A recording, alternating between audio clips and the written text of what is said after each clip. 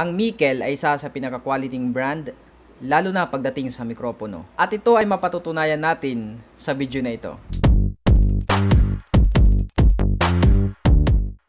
Kumusta katupa? Maraming salamat dahil nandito ka. Sa video na ito mga katupa, tayo mag-unbox at magre-review ng isang Mikel microphone.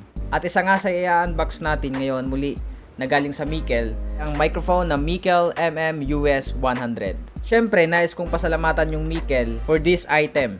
At nais ko rin munang pasalamatan ng ILJ or I Love Jesus Clothing sa damit na ito. Ayan. So maraming salamat po ILJ.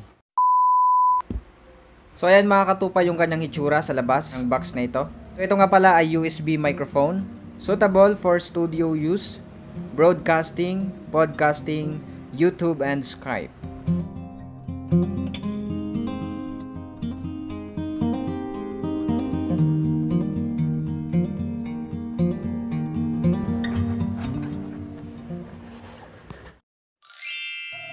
So ayan, pagkabukas natin ng box mga katupa, syempre nandyan lagi yung manual, user manual, windshield or foam. Meron siyang shock mount. At ito yung kanyang pinaka-stand.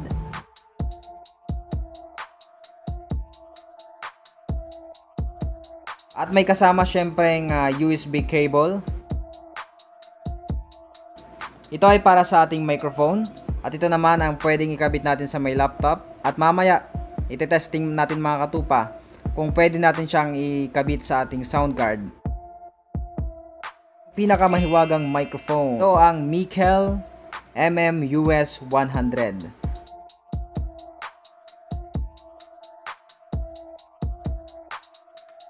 Sa part na yan, dito natin ikakabit yung ating cable. So yun lang naman ang nilalaman ng box. Sobrang dali lang nito mga katupa i-set up.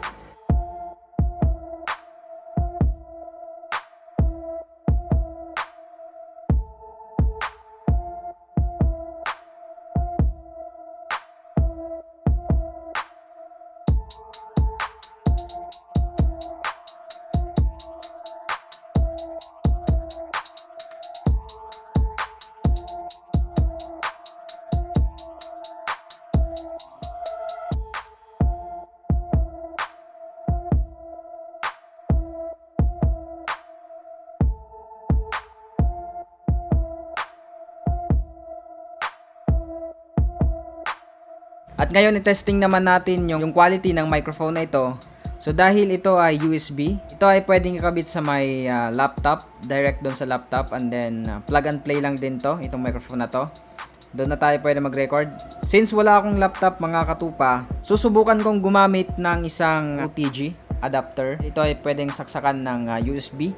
At itong partner niya ay micro USB na pwede nating ikabit sa ating cellphone or pwede sa sound card. Susubukan natin mga katupa kung gagana ba ang microphone na ito kahit wala tayong laptop. So ikabit muna natin itong USB dito sa ating OTG. Yan. So ito yung ating V8 sound card mga katupa. Kung makita ninyo, maingay yung aso. So ito ang V8 sound card natin. Bahala na yung mga aso na yan. Dahil meron siyang port ng micro USB, susubukan natin siya na ilagay dito sa charging port. Ito ang ating Mikel. Ang ingay! Susubukan natin na isaksak itong ating USB na mayroong OTG adapter papunta sa ating charging port. At pipili tayo dyan kung saan siya gagana gamit itong ating V8 sound card direct sa ating cellphone. So iset up na natin to mga katupa. A few moments later. So ayan mga katupa, na set up ko na yung V8 sound card dyan sa ating cellphone. Pero hindi ko pa kinakabit yung ating Mikel US100. Ang ginagamit ko pa ring microphone itong Boya BY MM1. Subukan natin mga katupa na dito siya ikabit sa may charging port. Ayan.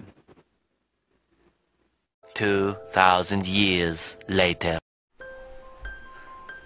Sad to say mga katupa, hindi siya gumana sa ating V8 sound card.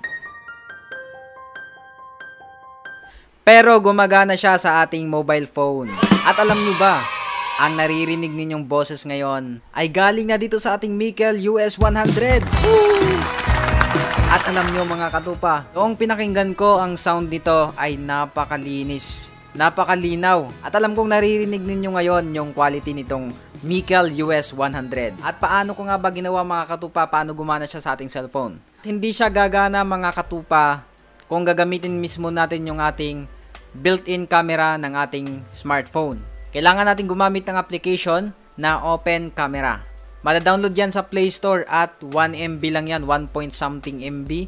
Para gumana din yung OTG sa ating cellphone, syempre may makikita tayong settings sa ating cellphone na ito-turn on natin yung OTG. So sa akin, ayan, makikita ninyo. Dahil yung phone kong na ginagamit ay Vivo Y11, so magkaiba ng placement yung OTG settings natin sa ating cellphone. So hanapin nyo lang yung OTG na yan and then i-turn on ninyo at pagkatapos nyan, pwede na natin ikabit yung Mikel US100 natin sa ating OTG at ikabit sa ating cellphone. And then yung gagamitin nating camera app ay yung Open Camera. At mayroon pa tayong kailangan gawin para gumana yon. Makikita nyo pagka-open nyo ng camera app na yan, mayroon kayong makikitang setting icon and then pupunta kayo dun sa may video settings. And then hahanapin ninyo yung audio source. And then yung pipiliin natin dyan ay yung external mic.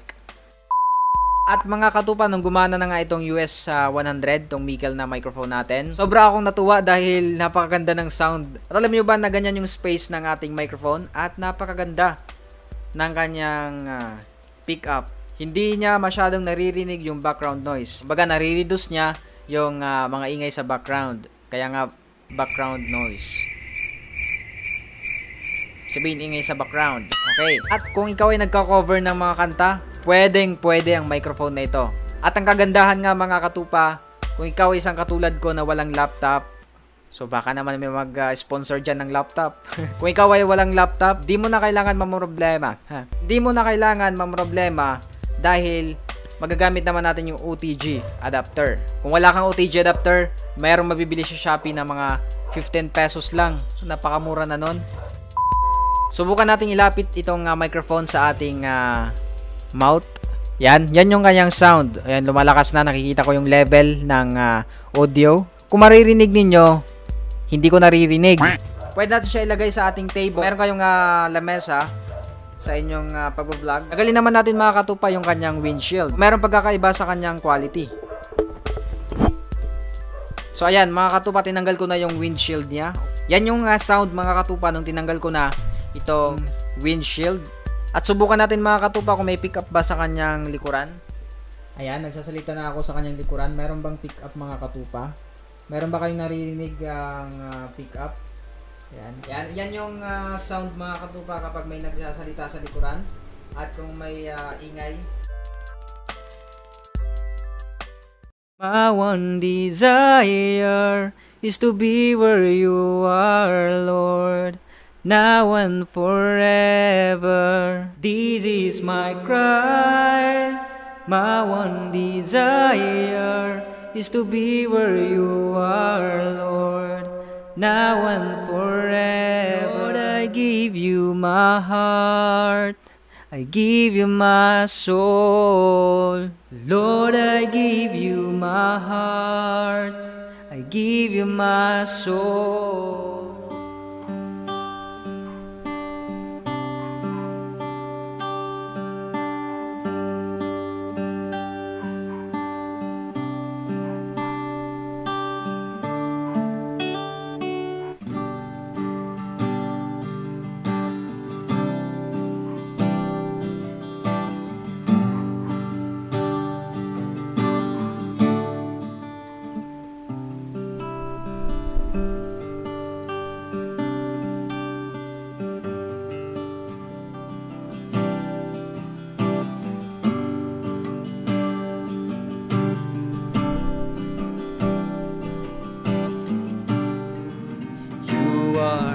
Waymaker, miracle worker, promise keeper, light in the darkness, my God, that is who you are.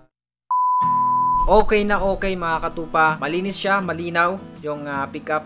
Out of 10, bibigyan ko ito ng 12, lumagpas pa ng 11. First time ko maka-encounter ng ganitong microphone, honestly. Talagang na-impress talaga ako mga katupa sa kanyang output nung pinakinggan ko yung quality ng audio nito. Kung gusto ninyo mga katupa bilhin yung microphone na ito, Ito ay nagkakahalaga lamang ng 1,000 plus. Kung gusto ninyong bilhin ito mga katupa, nasa description box yung link. So muli, maraming salamat sa Mikel sa microphone na ito. So mapansin nyo mga katupa, ang dami ko ng microphone. So yung isa bibigay ko dito sa church. God bless you mga katupa, and all the glory belongs to God. Bye bye.